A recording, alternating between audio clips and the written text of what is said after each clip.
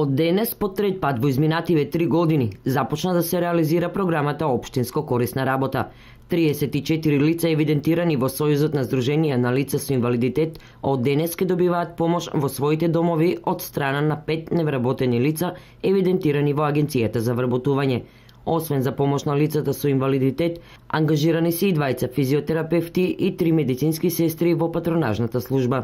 Значи тоа се 3 сестри медицински во патронажна служба, 2 лица физиотерапеут и професор по физичко воспитување од Немиот центар за деца со посебни потреби и 5 лица работно ангажирани за лицата телесни инвалиди или лица со телесни попричинности во поддршка и помош во домашни услови.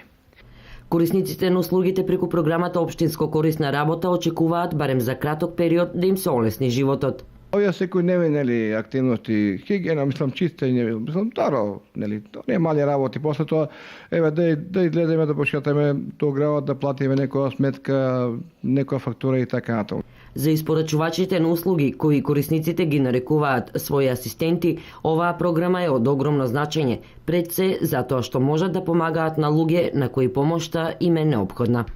Најголема мотивација ми е личната, ајде да кажам, имплицираност, затоа што јас сум самохран родител на дете со посебни потреби и мислам дека најдобро лично ги познавам проблемите на било кој лице со било каков хендикеп. Па јас се надевам прво дека корисниците на услуги ќе бидат пред се среќни од нашето друштво, од нашето внимание, од некоја ситна работа која што ние можеме да извршиме наместо нив.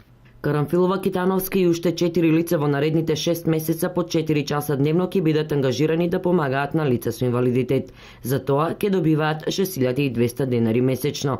Оваа програма е дел од проектот на владата на Република Македонија за промовирање на одржливи вработувања 4 од оперативниот план за активни програми и мерки за вработување за 2015 година.